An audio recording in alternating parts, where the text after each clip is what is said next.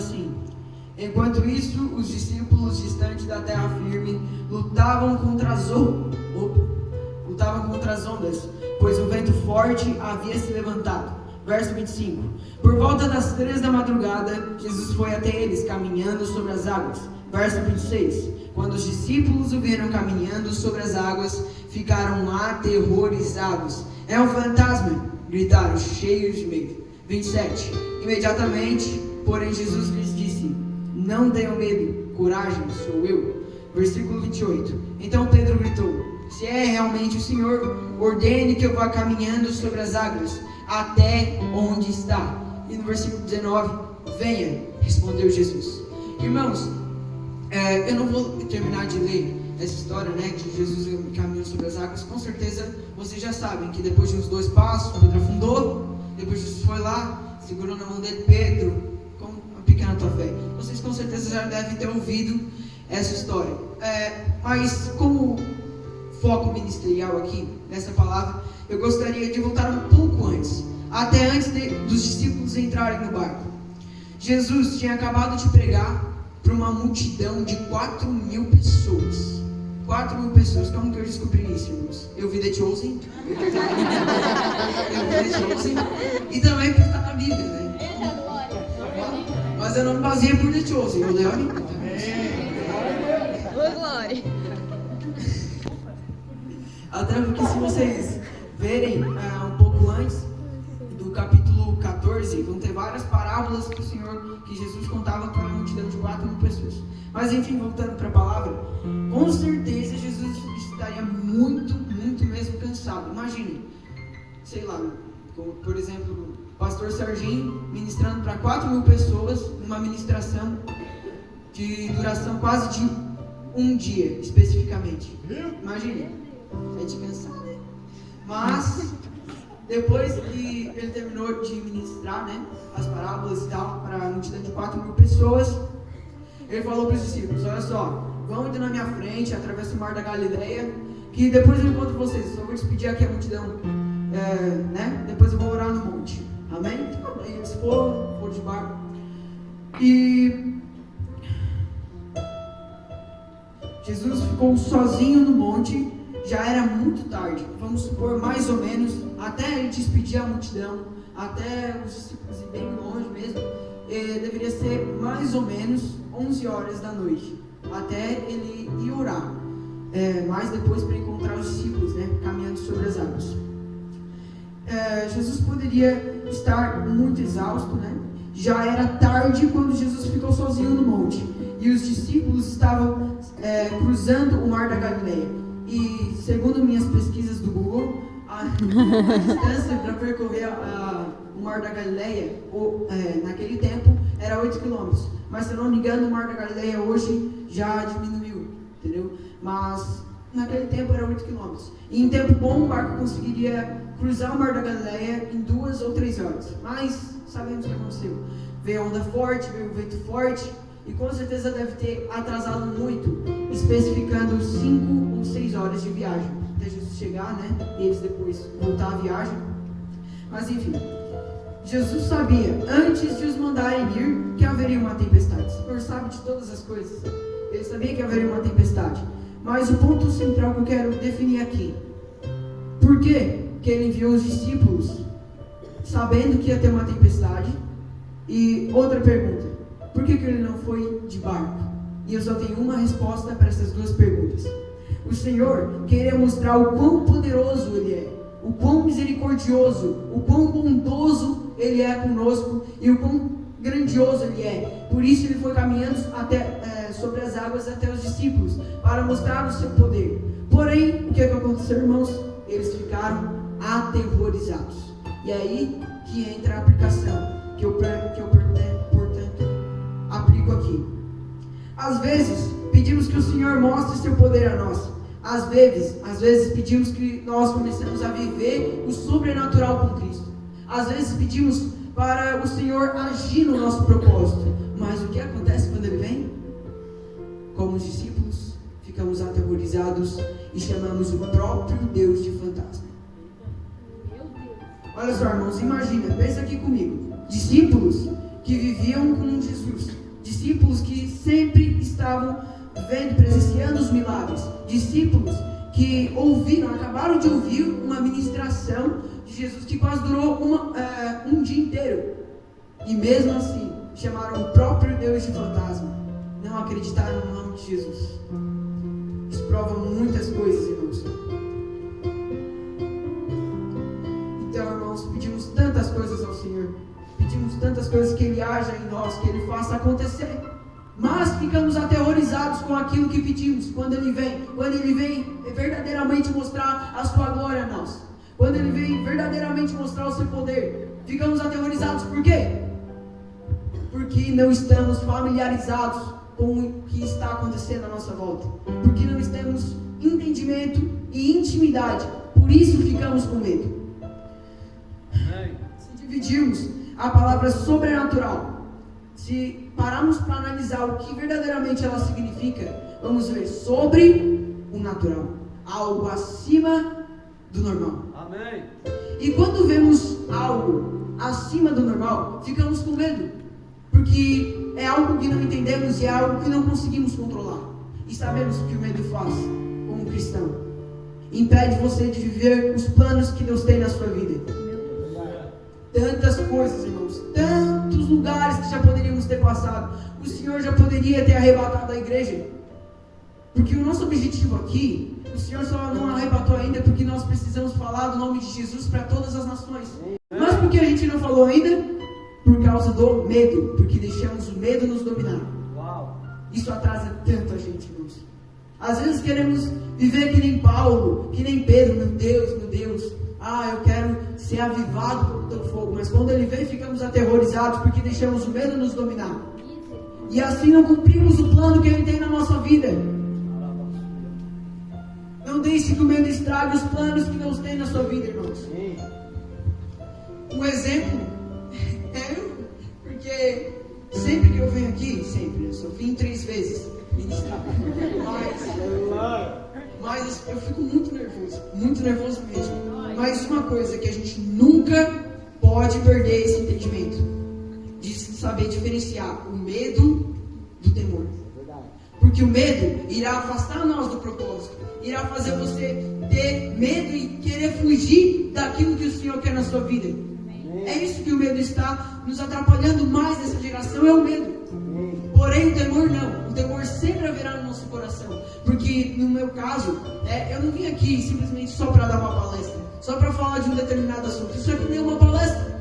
Eu vim aqui falar da palavra de Deus, irmãos. Isso sempre gerará um temor no nosso coração. Amém. Amém, irmãos? Ele age no sobrenatural. Sabemos que o Senhor também age nas coisas físicas, nas coisas metafísicas. Mas Ele age, nesse contexto que eu trouxe aqui para nós, Ele age no sobrenatural. Opa, quase que eu me pegar. Amém, irmãos? E um exemplo disso é o Jason Lee Jones. Quem estava aqui na conferência? Amém. Tava uma bênção, né, irmão? Eu caí umas 2, 3 vezes. Mas eu levantei, eu de pé. Ainda recaindo, mas tá tudo certo. Foi uma bênção, irmãos. Mas Ele age no sobrenatural. Se vocês viram como ele louvava, como ele pregava, dava umas loucurinhas assim e tal, não era normal. Querendo ou não era normal. Então o Senhor agiu na vida dele de uma forma sobrenatural. Sobre o nosso entendimento. Amém? Aleluia. Às vezes pedimos que Ele faça acontecer o seu propósito. Às vezes pedimos que nós conhecemos a viver o extraordinário com Deus. Mas se você não está apto para viver o sobrenatural que Deus tem na sua vida, repetindo, Ele age no sobrenatural, irmãos, para que as coisas comecem a fluir na nossa vida, para que nós comecemos a viver o propósito que Ele tem em nós. Não podemos mais fugir do sobrenatural. Irmãos, coisa tão triste, irmãos. Deixar o medo te dominar, deixar o medo te atrapalhar o seu propósito. Quando achamos que aquilo não é para nós, mas na verdade é. Amém. Deus. Não deixe o medo te dominar. Repetindo, Ele age no sobrenatural.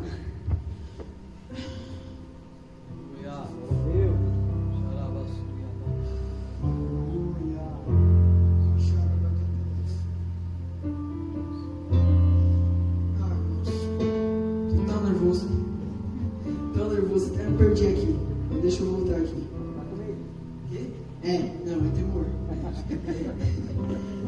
Ele age no sobrenatural. Com medo, sem sobrenatural. Sem sobrenatural, sem transformação. Quando você deixa o medo te dominar, o que acontece? Você não vive o sobrenatural. É isso que acontece. E quando você não vive o sobrenatural, não acontece uma transformação na sua vida. E não muda nada, especificamente nada. Tantas pessoas, não é no nosso caso, né, porque a gente não tem muita idade, mas tantas pessoas que estão na igreja há muito tempo mesmo, e não mudaram, porque não estão aptas para viver o sobrenatural com Cristo, e estão na mesma situação. Amém? Se aplicarmos isso na vida de Pedro, quando Pedro pediu para ele andar sobre as águas, querendo ou não, ele pediu um milagre, ele pediu para que Jesus fizesse um milagre na nossa vida, e às vezes até pedimos, às vezes somos que nem Pedro e pedimos para o Senhor realizar o milagre na nossa vida, e como Pedro, o Senhor realizou, mas claro que depois, nos 2 passos, ele afundou, mas não podemos ignorar que Pedro conseguiu andar sobre as águas. E o ponto aqui que eu expresso é: por que Pedro andou sobre as águas e como que ele andou sobre as águas? Simples. Pedro vivia com Jesus. Ele tinha comunhão com ele. E por isso ele conseguiu caminhar sobre as águas, irmãos. Pedro pediu um milagre, Jesus falou: venha até mim. Pedro pediu coisas, resultados, e Jesus falou: venha ao meu encontro. Tenha comunhão comigo. Tenha intimidade comigo. Glória a Deus. Amém. Você pede milagres, o que Jesus fala? Venha até mim. Você pede para ele agir na sua vida, Jesus fala: fica comigo. As coisas não acontecem com aqueles que não têm intimidade. As coisas fluem quando temos comunhão com Jesus, quando queremos o objetivo nosso ser Jesus, não os resultados. Se analisarmos a fala de Pedro, irmãos, vamos lá ver a fala de Pedro, no versículo 28. Então Pedro gritou: se é realmente o Senhor, isso aqui é muito fácil. Se é realmente o Senhor, ordene que eu vá caminhando sobre as águas, porém, até onde? Até o teu encontro. Por isso que ele caminhou sobre as águas. Por isso, porque o objetivo de Pedro não era andar sobre as águas, até era, mas era para chegar até Jesus. Quando colocamos Jesus como algo primordial e colocamos os resultados, os milagres, as tantas coisas que acontecem conosco em secundário, as coisas fluem, a sua vida muda, há transformação na sua vida. Aleluia. Ah, meu Deus. Glória a Deus. Em Mateus capítulo 22, versículo 29, disse Jesus: errais, não conhecendo as Escrituras, nem o poder de Deus. Errais, não conhecendo as Escrituras, nem o poder de Deus. E realmente isso é um fato, porque é o que mais acontece nessa geração. É a falta de compreensão do que está acontecendo ao seu redor. É a falta de entendimento do poder de Deus. E quando não temos entendimento, fugimos daquilo, porque não conhecemos e temos medo. E aí a pessoa é incapaz de viver o sobrenatural. Quando temos o entendimento, não vamos mais ter medo, pois entendemos a verdadeira noção que o Senhor quer para nós, que é a bondade merecível. Quando temos entendimento disso, você não terá mais medo. Quando você tem o entendimento da palavra, você conseguirá entender a bondade de Deus, e assim o medo sairá, e assim você viverá o sobrenatural com Cristo, e assim você colocará Jesus em primeiro lugar, e assim virá os milagres, transformações, fogo, glória, poder.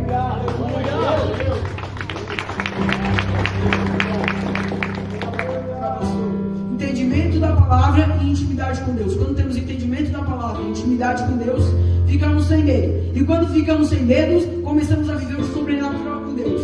E quando vivemos o sobrenatural com Deus, Jesus está em primeiro lugar na nossa vida. Aleluia. Milagres vêm, resultados vêm, você muda, você é transformado. Glória a Deus. Aleluia. Porém, como algo secundário, os milagres são colocados como algo secundário. O que está em primeiro lugar mesmo na vida de Pedro era Jesus. E as coisas fluíram. A sua vida fluiu. Porque você quer é Jesus. Os propósitos só são resultados de uma só soma. Você mais Jesus. Aleluia. Gente, eu tentei resumir isso. Tentei resumir isso de diversas formas, porque o meu tempo não é dos mais longos, mas eu tentei, irmãos. Coloque-se de pé.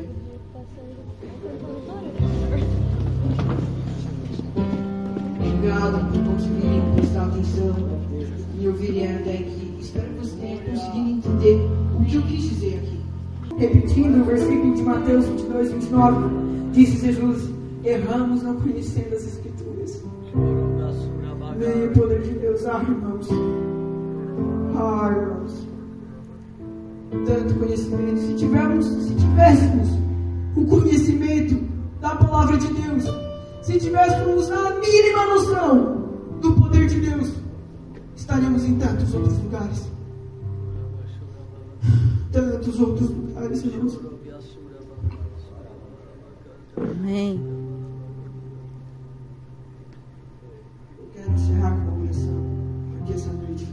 Mas espero que essa palavra não era só para você conseguir ouvir e ter ela só para dizer que ouviu a palavra. Não. É para você aplicar na sua vida. Amém? Senhor Jesus, meu Pai, meu Senhor, eu te agradeço por ministrar o meu coração, Senhor, e o coração desses jovens, dessas vidas, Paizinho.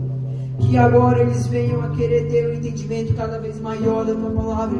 E que agora eles não venham a ter medo, venham ter conhecimento. E com o conhecimento, não vamos mais ter medo, porque entendemos a sua bondade. Aleluia!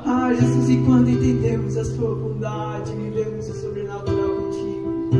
E quando vivemos o sobrenatural contigo, entendemos que Jesus está em primeiro lugar no nosso coração, na nossa vida. E quando colocamos Ele em segundo lugar, os milagres vêm, os resultados vêm.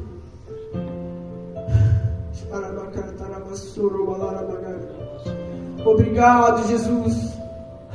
Obrigado, Jesus, por essa palavra, porque abrirá com certeza um entendimento cada vez maior sobre isso.